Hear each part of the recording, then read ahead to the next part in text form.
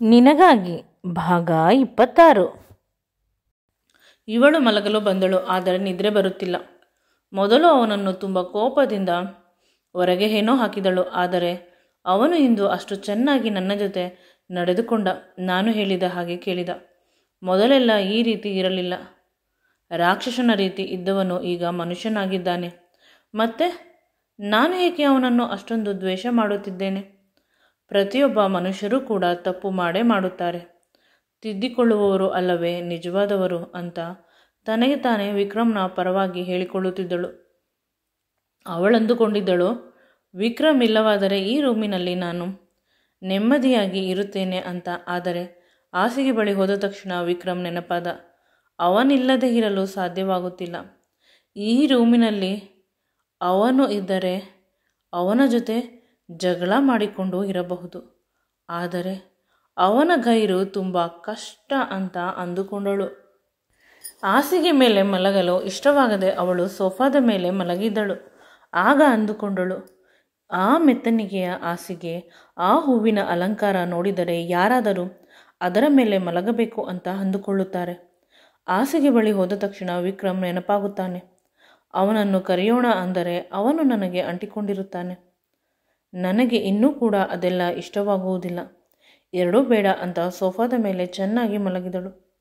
ಮೊದಲು ನಿದ್ರೆ ಬಂದಿಲ್ಲ, ಆದರೆ ನೀರಿನಲ್ಲಿ ಚೆನ್ನಾಗಿ ನೆನೆದಿದ್ದರಿಂದ ಆ ಚಳಿಗೆ ನಿದ್ರೆ ಬಂದಿತು.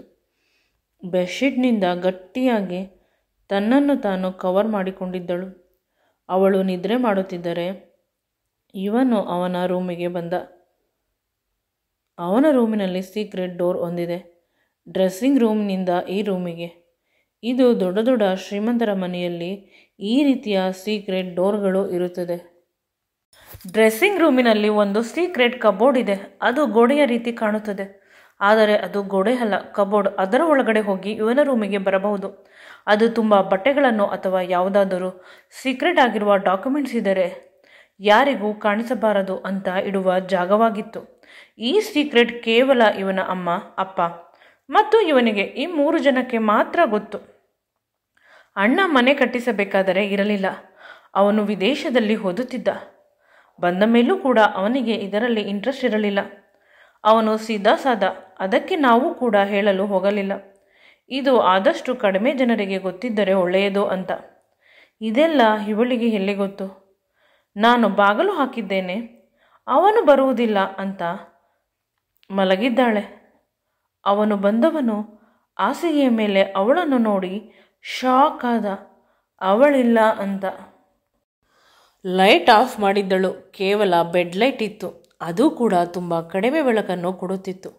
ಅವನು ನಿಧಾನವಾಗಿ ಸೋಫಾದ ಕಡೆ ನೋಡಿದ. ಅವಳು ಚೆನ್ನಾಗಿ ಗೊರಕೆ ಹೊಡೆಯುತ್ತಾ ನಿದ್ರೆ ಮಾಡುತ್ತಿದ್ದಾಳೆ. ಇವನಿಗೆ ಕೋಪ ಬಂತು. ಇವನಿಗೆ ಗೊರಕೆ ಹೊಡೆಯುವವರು ಅಂದರೆ ಇಷ್ಟವಿಲ್ಲ. ಅವರು ಎಂದರೆ ಅಸಹ್ಯ.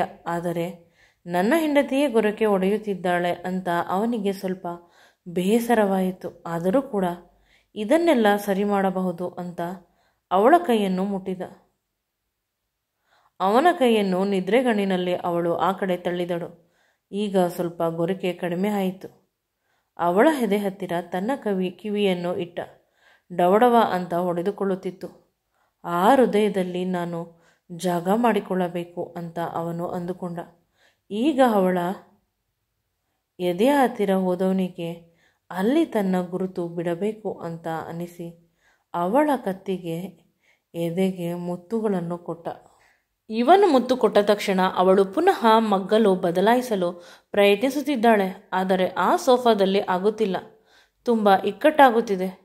ಅವಳ ಕಷ್ಟವನ್ನು ನೋಡಲು ಸಾಧ್ಯವಾಗದೆ ಅವನು ಅವಳನ್ನು ತನ್ನ ಬಲಿಷ್ಠವಾದ 2 ಕೈಗಳಿಂದ ತುಂಬ ಮೃದುವಾಗಿ ಎತ್ತುಕೊಂಡು ಬಂದನು.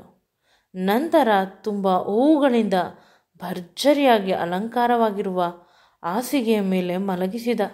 ರಾಣಿ ಯಾವಾಗಲೂ ಈ ರೀತಿಯ ಹಾಸಿಗೆಯ ಮೇಲೆ ಇರಬೇಕು, ಸೋಫಾದ ಮೇಲೆ ಏಕೆ ಅಂತ ಮನಸ್ಸಿನಲ್ಲಿ ಅಂದುಕೊಂಡ. ಅವಳನ್ನು ಮಲಗಿಸಬೇಕಾದಾಗ ಅವಳ ಕೂದಲು ಇವನ ಕತ್ತಿನಲ್ಲಿರುವ ಚಿನ್ನದ ಸರಕ್ಕೆ ಸಿಕ್ಕಿ ಹಾಕಿಕೊಂಡಿದ್ದು. ಅವನು ಅದನ್ನು ನಿಧಾನವಾಗಿ ಬಿಡಿಸಬೇಕಾದ ಪ್ರಯತ್ನದಲ್ಲಿ ಇದ್ದನು. ಆದರೆ ಆಗುತ್ತಿರಲಿಲ್ಲ. ಎಷ್ಟು ಬಿಡಿಸಬೇಕು ಅಂತ ಅಂದುಕೊಂಡರೂ ಕೂಡ ಅದಕ್ಕಿಂತ ಜಾಸ್ತಿ ಇಕ್ಕಟ್ಟಾಗುತ್ತಿತ್ತು. ಏನು ಮಾಡಬೇಕು ಅಂತ ತಿಳಿಯದೆ ಅವಳನ್ನು ನಿದ್ರೆಯಿಂದ ಹೇಳಿಸಬಾರದು. ನಿದ್ರೆಯಲ್ಲಿ ಇರುವ ಅವಳ ಅಮಾಯಕತ್ವವನ್ನು ನಾನು ಕಣ್ತುಂಬಿಸಿಕೊಳ್ಳಬೇಕು. ಇಷ್ಟು ಮಾತ್ರ ಅವನ ಮನಸ್ಸಿನಲ್ಲಿ ಇದ್ದಿದ್ದು. ಅವನು ಕೂಡ ತುಂಬ ಹೊತ್ತು ನಿದ್ರೆ ಮಾಡದೆ ಅವಳ ಅಂದವನ್ನು ನೋಡುತ್ತಿದ್ದ. ಅವಳು ಕೈಯನ್ನು ಎತ್ತು ಹಾಕುವುದು, ಕೂದಲನ್ನು ಗೀಚುವುದು, ಅವಳ ಬಟ್ಟೆ ಒಮ್ಮೊಮ್ಮೆ ಅರ್ಧಂಬರ್ಧ ಮೈ ಕಾಣುವುದು ಎಲ್ಲವನ್ನು ನೋಡುತ್ತಿದ್ದ. ಆದರೆ ಅವನ ಕೈಯಲ್ಲಿ ಕಂಟ್ರೋಲ್ ಮಾಡಿಕೊಳ್ಳಲು ಸಾಧ್ಯವಾಗುತ್ತಿರಲಿಲ್ಲ. ತೀರಾ ಹತ್ತಿರ ಹೋಗುತ್ತಿದ್ದ. ಏನಾದರೂ ಮಾಡೋಣ ಅಂತ. ಆಗ ಅವಳು ಹೇಳಿದ ಮಾತು ನೆನಪಾಗುತ್ತಿತ್ತು. ನೀವು ನನ್ನ ದೇಹವನ್ನು ತೆಗೆದುಕೊಳ್ಳಬಹುದು, ಆದರೆ ನನ್ನ ಮನಸ್ಸನ್ನು ಅಲ್ಲ. ನನ್ನ ಮನಸ್ಸನ್ನು ಒಂದೇ ಒಂದು ಬಾರಿ ಗೆದ್ದು ನೋಡೋಣ ಅಂತ ಹೇಳಿದ್ದಳು. ಈಗ ಇವನು ಅವಳ ಮನಸ್ಸನ್ನು ಗೆಲ್ಲುವ ಪ್ರಯತ್ನದಲ್ಲಿ ಇದ್ದಾನೆ. ಅವಳ ಕಣ್ಣುಗಳಿಗೆ, ತುಟಿಗಳಿಗೆ, ಹಣೆಗೆ ನಿಧಾನವಾಗಿ ಅವಳಿಗೆ ಎಚ್ಚರವಾಗದಂತೆ ಮುತ್ತನ್ನು ಕೊಟ್ಟ. ಈಗ ಅವನಿಗೆ ಸಮಾಧಾನವಾಯಿತು. ಪ್ರತಿ ಬಾರಿ ಅವಳನ್ನು ನೋಡಿದ ಮೇಲೆ ಅವನಿಗೆ ಮುತ್ತು ಕೊಡಲೇಬೇಕು, ಇಲ್ಲವಾದರೆ ತುಂಬ ಕಷ್ಟವಾಗುತ್ತದೆ. ಈಗ ಅವನು ಕೂಡ ಅವಳ ಕೈಯನ್ನು ಹಿಡಿದುಕೊಂಡು ಮಲಗಿದ. ಈಗಲೂ ಕೂಡ ಅವಳ ಕೂದಲ ಸ್ವಲ್ಪ ಭಾಗ ಅವನ ಕತ್ತಿನ ಚೈನಿಗೆ ಅಂಟಿಕೊಂಡಿದೆ. ಏನು ಮಾಡುವುದು ತಿಳಿಯುತ್ತಿಲ್ಲ ಅಂತ ಹಾಗೆ ನಿದ್ರಿಸಿದ. ಅವನು ಕೂಡ ನೀರಿನಲ್ಲಿ ತುಂಬ ನೆನೆದು ಸುಸ್ತಾಗಿದ್ದ. ನಿದ್ರೆ ಚೆನ್ನಾಗಿ ಬಂತು. ಬೆಳಿಗ್ಗೆ ಅವನಿಗೆ ಮೊದಲು ಎಚ್ಚರವಾಗುತ್ತದೆ. ಆಗ ಅವನು ಸ್ವಲ್ಪ ಹೊತ್ತು ಬೇಕಾಗುತ್ತದೆ ಇದೆಲ್ಲವನ್ನು ನೆನಪಿಸಿಕೊಳ್ಳಲು. ನಂತರ ತನ್ನ ಬುದ್ಧಿವಂತಿಕೆಯನ್ನು ನೋಡಿ ಅವನಿಗೆ ಖುಷಿಯಾಗುತ್ತದೆ. ಈಗ ಅವಳ ಮೈ ಮೇಲೆ ಸ್ವಲ್ಪ ಕೂಡ ಸರಿಯಾಗಿ ಬಟ್ಟೆ ಇಲ್ಲ. ಚೆನ್ನಾಗಿ ಒದ್ದಾಡಿರುವುದರಿಂದ ಅವಳ ಹತ್ತಿರ ಹೋಗಿ ಅವಳಿಗೆ ಅಂಟುಕೊಂಡು ಮಲಗಿದ. ಅವಳ ಬಿಸಿ ಉಸಿರು ಅವನ ಮುಖಕ್ಕೆ ತಗುಲುವಂತೆ. ಬೆಳಗ್ಗಿನ ಸಮಯ ಸುಮಾರು 5 ಗಂಟೆ ಆಗಿರಬಹುದು. ಇನ್ನೂ ಬೆಳಕಾಗಿಲ್ಲ. ಈಗ ಅವಳ ಮೈಯ ಬಿಸಿಯನ್ನು ತೆಗೆದುಕೊಳ್ಳುತ್ತಿರುವುದು ಇವನಿಗೆ ಒಂದು ರೀತಿ ಹಿತವಾಗಿದೆ. ಅವಳ ನೈಟಿ ತುಂಬ ಟ್ರಾನ್ಸ್ಪರೆಂಟ್ ಆಗಿರುವುದರಿಂದ ಅವಳ ದೇಹದ ಬಿಸಿ ಕೂಡ ನನ್ನ ದೇಹಕ್ಕೆ ತಗುಲುತ್ತಿತ್ತು. ಇದರಿಂದಲೇ ನಾನು ತುಂಬ ಖುಷಿ ಪಡುತ್ತಿದ್ದೆ. ನಿದ್ರೆ ಕಣ್ಣಿನಲ್ಲಿ ಅವಳ ಕೈಯನ್ನು ನನ್ನ ಮೇಲೆ ಹಾಕಿದಳು. ಈಗ ಇನ್ನೂ ಕೂಡ ನನಗೆ ಖುಷಿಯಾಯಿತು. ಅವಳು ನಿದ್ರಿಸುತ್ತಿದ್ದರೂ ಕೂಡ ನಾನು ಅವಳನ್ನು ಹಿಡಿದುಕೊಂಡು ಅವಳನ್ನೇ ನೋಡುತ್ತಿದ್ದೆ. ಎಷ್ಟು ಸುಂದರ ನನ್ನ ಹೆಂಡತಿ. ನಾನು ತುಂಬ ಅದೃಷ್ಟವಂತ. ದೇವರು ನನಗೆ ತುಂಬ ಒಳ್ಳೆಯದು ಮಾಡಿದ್ದಾನೆ. ಆದರೆ ನಾನೇ ನಂಬಲಿಲ್ಲ ಅಂತ ತನ್ನ ಬಗ್ಗೆ ತಾನೇ ಬೈದುಕೊಂಡ. ಅಜ್ಜಿ ಇಂದು ನಮ್ಮನ್ನು ಬೇಗ ಹೇಳಿಸುವುದಿಲ್ಲ. ರಾತ್ರಿ ಇಬ್ಬರು ಕಷ್ಟಪಟ್ಟಿರುತ್ತಾರೆ. ನಿಧಾನವಾಗಿ ಹೇಳಲಿ ಅಂತ. ಆದರೆ ಕೇವಲ ಅಲಂಕಾರದಿಂದ ಹೇಗೆ ಮೊದಲ ರಾತ್ರಿ ಆಗುತ್ತದೆ. ಪುನಃ ಅವನು ಅವಳ ಹತ್ತಿರ ಬಂದ. ಇಬ್ಬರು ಈಗ ಒಂದೇ ಬೆಡ್ಶೀಟನ್ನು ಹೊದ್ದಿಕೊಂಡಿರುವುದು. ಅವನು ಕೂಡ ಅವಳ ಬೆಡ್ಶೀಟ್ ಒಳಗಡೆ ಇದ್ದಾನೆ. ಇಬ್ಬರ ದೇಹದ ಬಿಸಿ ಪರಸ್ಪರ ಒಂದಾಗುತ್ತಿದೆ. ಇವನಿಗೆ ಈಗ ತನ್ನನ್ನು ತಾನು ಕಂಟ್ರೋಲ್ ಮಾಡಿಕೊಳ್ಳಲು ಸಾಧ್ಯವಾಗುತ್ತಿಲ್ಲ. ದೂರ ಇದ್ದಾಗ ಸ್ವಲ್ಪ ಇರುತ್ತಾನೆ, ಆದರೆ ಹತ್ತಿರ ಬಂದರೆ ಅವಳಿಗೆ ಸುಖವನ್ನು ಕೊಡಬೇಕು, ನಾನು ಕೂಡ ಸುಖವನ್ನು ತೆಗೆದುಕೊಳ್ಳಬೇಕು ಅಂತ ಅವಳ ಕತ್ತು ಕೆನ್ನೆಗಳಿಗೆ ಮುತ್ತನ್ನು ಕೊಡಲು ಆರಂಭಿಸಿದ. ಸಡನ್ನಾಗಿ ಅವಳಿಗೆ ಎಚ್ಚರವಾಯಿತು. ಆದರೆ ಇವನಲ್ಲಿರುವ ಆಸೆಯು ಉತ್ತುಂಗಕ್ಕೆ ಏರಿದ್ದು. ಈಗ ಅವಳು ಬೇಡ ಅಂದರೂ ಅವನ ಕೈಯಲ್ಲಿ ತಡೆದುಕೊಳ್ಳಲು ಸಾಧ್ಯವಾಗುತ್ತಿಲ್ಲ. ಅವಳಿಗೆ ಎಚ್ಚರವಾಗಿದ್ದನ್ನು ನೋಡಿದನು. ನಂತರ ಅವನ ಕೈಯನ್ನು ಅವಳ ಬಾಯ ಮೇಲೆ ಗಟ್ಟಿಯಾಗಿ ಹಿಡಿದನು. ಈಗ ಅವಳು ಕಿರುಚಲು ಕೂಡ ಸಾಧ್ಯವಿಲ್ಲ. ಎಡಗೈಯಲ್ಲಿ ಅವಳ ಬಾಯನ್ನು ಗಟ್ಟಿಯಾಗಿ ಹಿಡಿದಿದ್ದಾನೆ.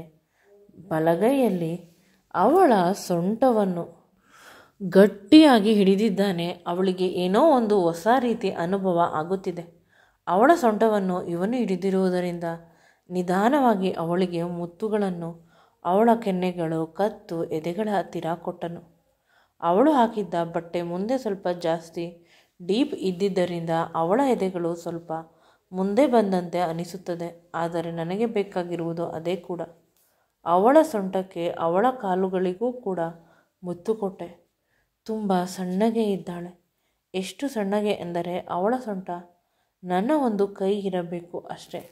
ನಂತರ ನಾನು ಅವಳ ಎದೆಗಳ ಮೇಲೆ ಮಲಗಿದೆ. ಈಗಲೂ ಕೂಡ ನನ್ನ ಒಂದು ಕೈ ಅವಳ ಬಾಯಿಯ ಮೇಲೆ ಇದೆ. ಅವಳು ಅಷ್ಟೊಂದು ಕೊಸರಿಸುತ್ತಿಲ್ಲ, ಆದರೆ ಅದರ ಬದಲಿಗೆ ಮೌನವಾಗಿ ಇದ್ದಾಳೆ. ಅವಳ ತುಟಿಗಳಿಗೆ ಮುತ್ತು ಕೊಡಬೇಕು ಅಂತ ಅನಿಸುತ್ತಿದೆ, ಆದರೆ ಅವಳು ನನ್ನನ್ನು ದೂರ ತಳ್ಳುತ್ತಾಳೆ ಅಂತ ಭಯವಾಗುತ್ತಿದೆ. ಅವನಿಗೆ ಸ್ವರ್ಗ ಇಲ್ಲೇ ಇದೆ ಅಂತ ಅನಿಸಿತು. ಅವಳ ಎದೆಯ ಮೇಲೆ ಮಲಗಿದ್ದಾಗ ಅವಳ ಉಸಿರಾಟ ತುಂಬ ವೇಗವಾಗಿತ್ತು. ಅವನು ಅವಳನ್ನು ನೋಡುತ್ತಾನೆ. ಅವಳನ್ನು ಕಣ್ಣನ್ನು ಮುಚ್ಚಿಕೊಂಡಿದ್ದಳು. ಇದೇ ಸರಿಯಾದ ಸಮಯ ಅಂತ ಅವಳ ಬಾಯಿಗೆ ಹಿಡಿದುಕೊಂಡಿದ್ದ ಅವನ ಕೈಯನ್ನು ಬಿಟ್ಟನು. ನಂತರ ಅವಳ ತುಟಿಗಳ ಹತ್ತಿರ ಹೋಗಿ ಮುತ್ತು ಕೊಡಲು ಆರಂಭಿಸಿದ, ನಿರಂತರವಾಗಿ. ಆದರೆ ಈ ಬಾರಿ ವಿರೋಧ ವ್ಯಕ್ತವಾಗಲಿಲ್ಲ, ಬದಲಿಗೆ ಮೌನವಾಗಿ ಇದ್ದಳು. ಕಣ್ಣನ್ನು ಕೂಡ ತೆಗೆದಿಲ್ಲ, ಕಣ್ಣನ್ನು ಮುಚ್ಚಿದ್ದಳು. ನಾನು ತುಂಬ ಹೊತ್ತು ಅವಳ ತುಟಿಗೆ ನಿರಂತರವಾಗಿ ಮುತ್ತು ಕೊಟ್ಟೆ. ಅವಳು ಕೂಡ ಸಹಕರಿಸಿದಳು. ಮಾರ್ನಿಂಗ್ ಕಾಫಿ ಈಗ ಬೇಡ ನನಗೆ ಅಂತ ಅನ್ನಿಸಲು ಶುರುವಾಯಿತು. ಇವಳ ಜೊತೆ ತೆಗೆದುಕೊಂಡ ಮುತ್ತಿನ ಮತ್ತೆ ಸಾಕಿತ್ತು. ನಿಧಾನವಾಗಿ ನಾನು ಅವಳನ್ನು ಗಟ್ಟಿಯಾಗಿ ತಬ್ಬಿಕೊಂಡು ಮಲಗಿದೆ. ಅವಳು ನಾನು ಹೇಳಬೇಕು, ಅಜ್ಜಿ ಲೇಟಾದರೆ ಬೇಸರ ಮಾಡಿಕೊಳ್ಳುತ್ತಾರೆ ಅಂತ ಹೇಳಿದಳು ಖಾರವಾಗಿ. ಅಜ್ಜಿಗೆ ನನ್ನ ಮೇಲೆ ಹೇಳಿಬಿಡು, ನಿಮ್ಮ ಮೊಮ್ಮಗ ನನ್ನನ್ನು ಬಿಟ್ಟಿಲ್ಲ, ನಾನು ಏನು ಮಾಡಲಿ ಅಂತ. ರಾತ್ರಿಯೆಲ್ಲ ನಿದ್ರೆ ಚೆನ್ನಾಗಿ ಮಾಡಿದ್ದೀಯ, ಈಗ ಸ್ವಲ್ಪ ಹೊತ್ತು ಇದೇ ರೀತಿ ಮಲಗಿಕೊಳ್ಳೋಣ, ಒಬ್ಬರಿಗೊಬ್ಬರು ತಬ್ಬಿಕೊಂಡು ಅಂತ ಹೇಳಿದೆ. ಆದರೆ ಅವಳು ಇಲ್ಲ, ನಾನು ಎದ್ದು ಹೋಗಿ ರೆಡಿಯಾಗುತ್ತೇನೆ ಅಂತ ಹಠ ಮಾಡಿ ಸ್ನಾನಕ್ಕೆ ಹೋದಳು. ನಾನು ಹೇಳಿದೆ, ಬೆನ್ನು ಉಜ್ಜಿಕೊಡಲು ಬರುತ್ತೇನೆ, ಬಾಗಿಲು ಹಾಕಬೇಡ, ತೆಗೆದು ಇಡು ಅಂತ. ಅವಳು ನನ್ನ ಕಡೆ ತಿರುಗಿ ನೋಡಿ ಹೋದಳು. ಬೆನ್ನು ಉಜ್ಜುತ್ತೇನೆ ಅಂತ ಬರುತ್ತಾನೆ. ಆನಂತರ ನನ್ನನ್ನು ಬೆತ್ತಲೆ ಮಾಡಿ ಅವನಿಗೆ ಏನು ಬೇಕೋ ಅದನ್ನು ತೆಗೆದುಕೊಳ್ಳುತ್ತಾನೆ. ಅವನು ಕೇವಲ ಬೆನ್ನಿ ಉಜ್ಜಿ ಬರುತ್ತೇನೆ ಅಂದರೆ ನಾನು ನಂಬಿಬಿಡುತ್ತೇನೇನಾ? ಈಗ ಚೆನ್ನಾಗಿರುವ ಒಂದು ಸೀರೆಯನ್ನು ತೆಗೆದುಕೊಂಡಳು. ಅಜ್ಜಿ ಮನೆಯಲ್ಲೇ ಇರುವುದರಿಂದ ಪ್ರತಿದಿನ ಸೀರೆ ಉಡಬೇಕು, ಅವಳಿಗೆ ಇಷ್ಟವಾಗುವ ರೀತಿ ಇರಬೇಕು ಅಂತ ಅಂದುಕೊಂಡಳು. ಈ ಸೀರೆಯನ್ನು ಎಂಗೇಜ್ಮೆಂಟ್ನಲ್ಲಿ ಅವರ ಅಕ್ಕನಿಗೆ ಕೊಟ್ಟಿದ್ದು. ಆದರೆ ಅವರ ಅಕ್ಕ ಹೋದ ಮೇಲೆ ಅವರ ಚಿಕ್ಕಪ್ಪ ಹುಡುಗನ ಮನೆಯವರು ಕೊಟ್ಟಿದ್ದ ಒಡವೆಗಳು, ಸೀರೆಗಳನ್ನು ಕೊಟ್ಟುಬಿಟ್ಟರು. ಇದು ನಿನ್ನ ಅಧಿಕಾರ ಅಂತ. ಸೀರೆ ಡಾರ್ಕ್ ನೀಲಿ ನನ್ನ ಮೈಬಣ್ಣಕ್ಕೆ ಹೊಂದಿಕೊಳ್ಳುತ್ತದೆ. ಸ್ನಾನಕ್ಕೆ ಹೋದೆನು. ಈ ಸ್ನಾನ ಮಾಡಬೇಕಾದರೂ ನನಗೆ ನೆನ್ನೆ ಆದ ಸಿಹಿಯಾದ ನೆನಪುಗಳೇ ನೆನಪಾಗುತ್ತದೆ. ಅವನು ನನ್ನನ್ನು ಮುಟ್ಟಿದ್ದು, ನನ್ನ ತೊಡೆಯ ಮೇಲೆ ಕಾಲುಗಳನ್ನು ಇಟ್ಟಿದ್ದು, ಪದೇ ಪದೇ ನಾನು ಅವನ ಮೇಲೆ ಬೀಳುತ್ತಾ ಇದ್ದಿದ್ದು, ಇದೆಲ್ಲವನ್ನು ಪದೇ ಪದೇ ನೆನಪಿಸಿಕೊಳ್ಳುತ್ತಿದ್ದಾಳೆ. ಅವಳು ಅಂದುಕೊಂಡಳು, ಇದರಿಂದ ಅವಳಿಗೆ ಬೇಸರವಾಗುತ್ತದೆ ಅಂತ. ಇಲ್ಲ, ಮನಸ್ಸಿಗೆ ಏನೋ ಒಂದು ರೀತಿ ಆನಂದ ಆಗುತ್ತಿದೆ. ಅವಳಿಗೆ ತಿಳಿಯದ ರೀತಿ. ಈ ರೀತಿ ಆನಂದ ಆಗಬಾರದು. ವಿಕ್ಕಿ ಅಂತ ಪುನಃ ಅವನನ್ನು ನೆನಪಿಸಿಕೊಳ್ಳುತ್ತಾಳೆ. ಸ್ನಾನ ಮಾಡಬೇಕಾದರೆ ಅವಳ ಎದೆಗಳ ಮೇಲೆ ಮೇಲ್ಭಾಗದಲ್ಲಿ ಕಚ್ಚಿದ ಗುರುತಿರುತ್ತದೆ. ಅದು ಈಗ ಕಚ್ಚಿರುವ ಗಾಯದ ರೀತಿ ಇದೆ. ಅಲ್ಲೇ ಇದ್ದ ಕನ್ನಡಿಯಲ್ಲಿ ತನ್ನ ದೇಹವನ್ನು ನೋಡುತ್ತಾಳೆ. ಆದರೆ ಎಲ್ಲೂ ಕೂಡ ಕಚ್ಚಿದ ಗಿಂಡಿದ ಗುರುತಿರುವುದಿಲ್ಲ. ಇದು ಕೇವಲ ಬೆಳಿಗ್ಗೆ ಮಾಡಿರಬಹುದು ಇವರು ಅಂತ. ಆದರೆ ರಾತ್ರಿಯೆಲ್ಲ ನನ್ನನ್ನು ಏನೂ ಮಾಡಿಲ್ಲವೇ? ನನ್ನ ಪಕ್ಕ ಮಲಗಿದ್ದರೂ ಸುಮ್ಮನೆ ನನ್ನನ್ನು ತಬ್ಬಿಕೊಂಡು ಮಲಗಿದ್ದಾರಾ? ಅದನ್ನು ನೆನೆದು ಅವನ ಮೇಲೆ ಸ್ವಲ್ಪ ಮರ್ಯಾದೆ ಜಾಸ್ತಿ ಆಗುತ್ತದೆ. ಈಗ ಇವನು ಇಷ್ಟೊಂದು ಒಳ್ಳೆಯವನ? ನಾನು ಏನೋ ಅಂತ ಅಂದುಕೊಂಡಿದ್ದೆ. ಚಿಕ್ಕಪ್ಪ ಹೇಳಿದ ಮಾತು ನೆನಪಾಯಿತು, ಮನುಷ್ಯರು ಬದಲಾಗುತ್ತಾರೆ ಅಂತ. ಅದೇ ಸಮಯಕ್ಕೆ ನನ್ನ ಗೆಳತಿ ಒಬ್ಬಳು ಮದುವೆ ಆಗಿದ್ದಳು. ಮದುವೆಯಾದ ಹೊಸದರಲ್ಲಿ ಹುಡುಗ ತುಂಬ ಒಳ್ಳೆಯವನು. ಆದರೆ ಅವಳಿಗೆ ಮಕ್ಕಳಾದ ಮೇಲೆ ಅವನು ಬೇರೆಯವರ ಜೊತೆ ಅಕ್ರಮ ಸಂಬಂಧ ಇಟ್ಟುಕೊಂಡಿದ್ದ ಅನ್ನುವ ವಿಷಯ ತಿಳಿಯಿತು. ಕೇವಲ ಇವಳ ಜೊತೆ ಒಳ್ಳೆಯವನ? ನಾಟಕ ಮಾಡುತ್ತಿದ್ದ. ನಾಟಕಕ್ಕಿಂತ ನಾವು ಹೇಗೆ ಇರುತ್ತೇವೆ ಅದೇ ರೀತಿ ಇದ್ದರೆ ಒಳ್ಳೆಯದು ಅಲ್ಲವೇ? ಹಾಗೆ ನೋಡಿದರೆ ವಿಕ್ರಮ್, ಅವನು ಹೇಗಿದ್ದಾನೆ ಅದೇ ರೀತಿ ಇದ್ದ ಮೊದಲು. ಈಗ ಬದಲಾಗಿದ್ದಾನ? ಅಥವಾ ಮೊದಲು ನಾಟಕ ಮಾಡುತ್ತಿದ್ದಾನ? ಅಥವಾ ಚಿಕ್ಕಪ್ಪ ಹೇಳಿದಂತೆ ಮನುಷ್ಯರು ಸಮಯ, ಸಂದರ್ಭ, ದಿನಗಳಿಗೆ ತಕ್ಕಂತೆ ಬದಲಾಗುತ್ತಾರೆ ಅಂತ. ಈಗ ಏನಾದರೂ ಬದಲಾಗಿರಬಹುದು. ನನ್ನ ಅಂದಕ್ಕೆ, ನನ್ನ ಕಣ್ಣೀರಿಗೆ ಕರಗಿ, ಅಥವಾ ನನ್ನ ಮನಸ್ಸಿಗಾಗಿ, ನನ್ನ ಯೌವನಕ್ಕಾಗಿ ಕರಗುತ್ತಿದ್ದಾರಾ? ತಿಳಿಯುತ್ತಿಲ್ಲ. ಒಂದು ಬಾರಿ ಚೆನ್ನಾಗಿ ಮಾತನಾಡೋಣ ಅಂತ ಅಂದುಕೊಂಡರೆ ವಿಕ್ಕಿ ಅಡ್ಡಿ ಬರುತ್ತಾನೆ. ಅಕಸ್ಮಾತ್ ವಿಕ್ರಮ್ ನಿಜವಾಗಲೂ ನನ್ನನ್ನು ಪ್ರೀತಿ ಮಾಡುತ್ತಿರುವುದು ನಿಜವಾದರೆ ನಾನು ಅವರಿಗೆ ಏನು ಉತ್ತರ ಕೊಡಲಿ? ನಾನು ಇನ್ನೊಬ್ಬನನ್ನು ಪ್ರೀತಿಸುತ್ತಾ ಇದ್ದೇನೆ, ಅವನ ಜೊತೆ ಹೋಗುತ್ತೇನೆ ಅಂತ ಹೇಳಲ್ಲ? ಇನ್ನೂ ಕೂಡ ವಿಕ್ಕಿಗೆ ನಾನು ಹೌದು ಅಂತ ಹೇಳಿಲ್ಲ. ನಮ್ಮಿಬ್ಬರ ಸಂಬಂಧದ ಬಗ್ಗೆ ಅವರ ಮನೆಯಲ್ಲಿ ತುಂಬ ವಿರೋಧವಿದೆ.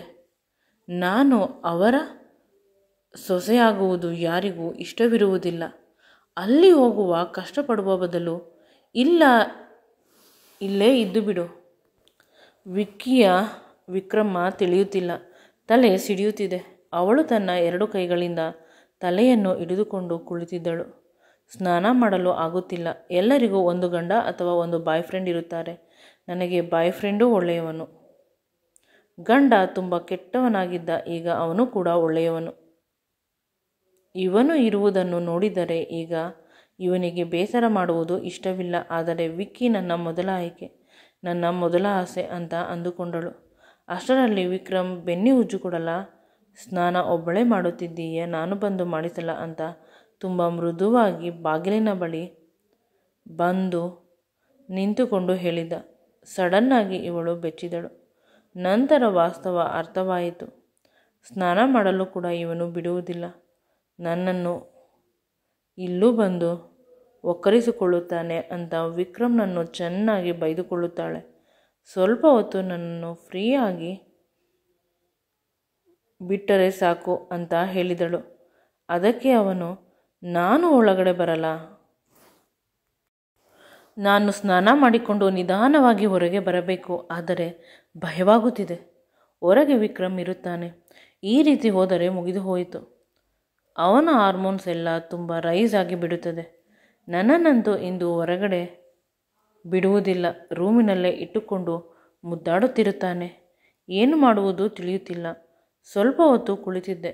ಬಾತ್ರೂಮ್ನಲ್ಲಿ ರೂಮಿನಿಂದ ಯಾವುದೇ ಶಬ್ದ ಬರುತ್ತಿಲ್ಲ. ನಿಧಾನವಾಗಿ ಹೊರಗೆ ಹೋಗಿ ಚೆನ್ನಾಗಿ ರೆಡಿಯಾದೆ. ಸೀರೆಯನ್ನು ಶಾಂತಿ ಆಂಟಿ ಉಡಿಸಿಕೊಟ್ಟರು. ವಿಕ್ರಮ್ ಹೇಳಿ ಹೋಗಿದ್ದರಂತೆ. ಅವರಿಗೆ ಆಫೀಸ್ನಲ್ಲಿ ಕೆಲಸ ಇದೆ ಅಂತ ಹೋದರು. ಅಮ್ಮವರೇ, ಹೋಗಬೇಕಾದಾಗ ನೀವು ರೆಡಿಯಾಗಬೇಕು, ಚೆನ್ನಾಗಿ ಸೀರೆ ಉಡಿಸಿಕೊಡು ಅಂತ ಹೇಳಿದ್ದರು. ಅದಕ್ಕೆ ಬಂದೆ ಅಂತ ಶಾಂತಿ ಕೆಲಸದವಳು ಬಂದಿದ್ದಳು. ಅವರು ತುಂಬ ಒಳ್ಳೆಯವರು. ನನ್ನ ಮೇಲೆ ತುಂಬ ಕೇರ್, ಪ್ರೀತಿ ತೋರಿಸುತ್ತಾರೆ. ಸೀರೆಯನ್ನು ಚೆನ್ನಾಗಿ ಉಡಿಸಿಕೊಟ್ಟರು. ಬಳೆ ಮತ್ತು ಬಿಂದಿ ಎಲ್ಲ ಬ್ಲೂ ಕಲರ್ ಹಾಕಿಕೊಂಡೆ. ಕತ್ತಿಗೆ ಅಜ್ಜಿ ನೆನ್ನೆ ಕೊಟ್ಟಿದ್ದ ಚಿನ್ನದ ಸರ ಹಾಕಿಕೊಂಡೆ. ಕಿವಿಯ ಹಿಂದೆ ಕಪ್ಪು ಹಿಟ್ಟು ನಿಮಗೆ ದೃಷ್ಟಿಯಾಗುತ್ತದೆ. ನಿಮ್ಮನ್ನು ನಾರ್ಮಲ್ ನೋಡಿದಾಗಲೇ ದೃಷ್ಟಿಯಾಗುತ್ತದೆ. ಅಂತಹ ಸೌಂದರ್ಯ ನಿಮ್ಮದು. ಈಗ ಏನಾದರೂ ನೋಡಿದರೆ ಮುಗಿದು ಹೋಯಿತು.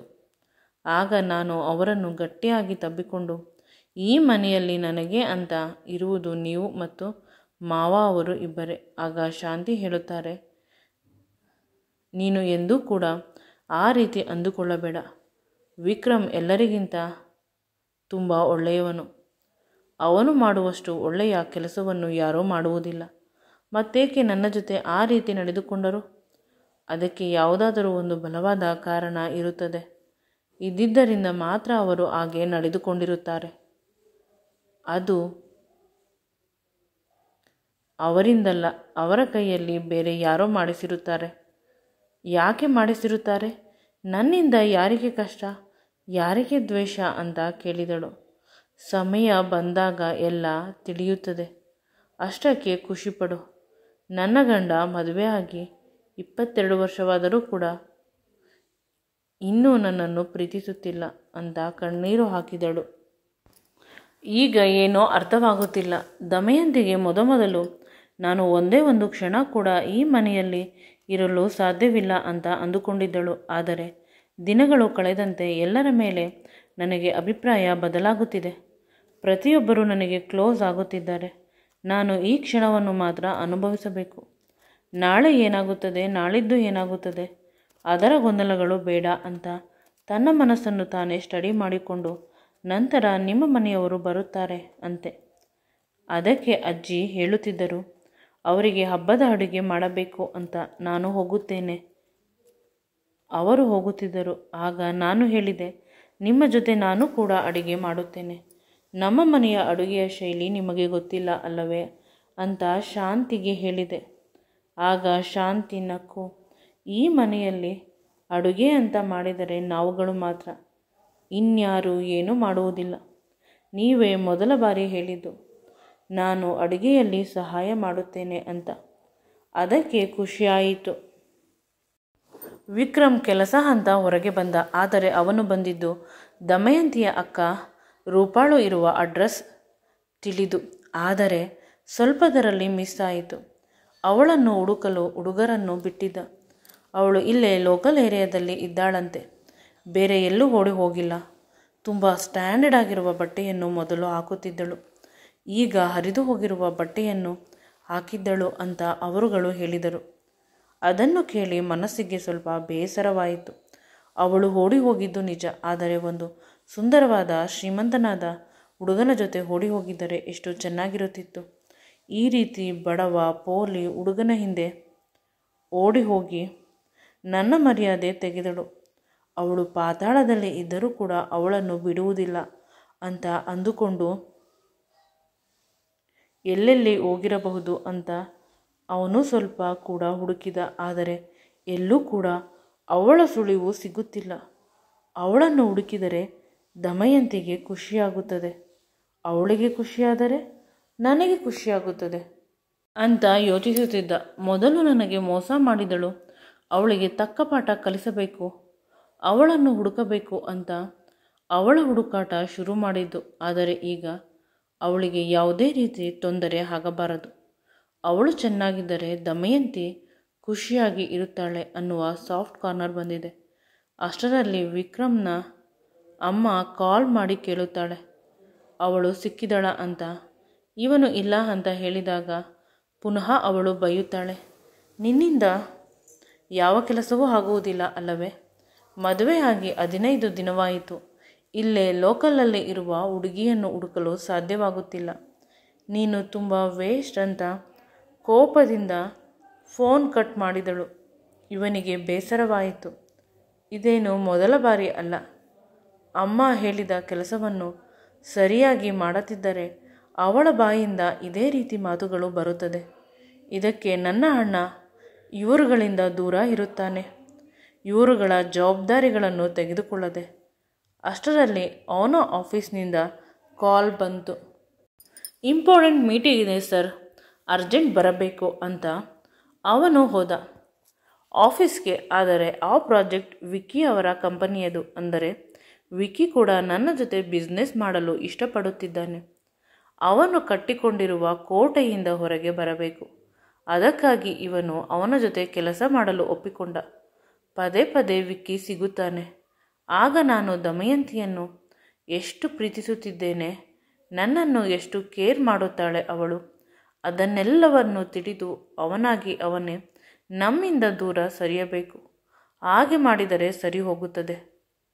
ನನ್ನ ಎದುರಿಗೆ ಇದ್ದರೆ ಅವರಿಬ್ಬರು ಎಷ್ಟು ಕ್ಲೋಸ್ ಆಗಿರಬಹುದು ಅನ್ನುವುದನ್ನು ನಾನು ಗಮನಿಸಬಹುದು, ಅಥವಾ ಕೇವಲ ಫ್ರೆಂಡ್ಶಿಪ್ಪಾ ತಿಳಿಯದು. ಆದರೆ ವಿಕ್ಕಿಯನ್ನು ನಾನು ತಿಳಿಯಲೇಬೇಕು. ನಿದ್ರೆಗಣ್ಣಲ್ಲೂ ಕೂಡ ನನ್ನ ಹೆಂಡತಿಯ ಬಾಯಲ್ಲಿ ಅವನ ಹೆಸರು ಬರುತ್ತದೆ ಅಂದ ಮೇಲೆ ನನಗೆ ನಿದ್ರೆ ಹೇಗೆ ಬರುತ್ತದೆ? ಅವಳ ಬಾಯಿಂದ ಯಾವಾಗ ವಿಕ್ಕಿ ಅನ್ನುವ ಹೆಸರು ಬಂತು ಅಂದೇ ನನ್ನ ನಿದ್ರೆ ಸಂಪೂರ್ಣವಾಗಿ ಹೊರಟು ಹೋಗಿದೆ. ಈ ವಿಡಿಯೋ ನಿಮಗೆ ಇಷ್ಟವಾಗಿದ್ದಲ್ಲಿ ನನ್ನ ಚಾನಲನ್ನು ಲೈಕ್ ಮಾಡಿ, ಶೇರ್ ಮಾಡಿ ಮತ್ತು ಸಬ್ಸ್ಕ್ರೈಬ್ ಮಾಡಿ. Thank you.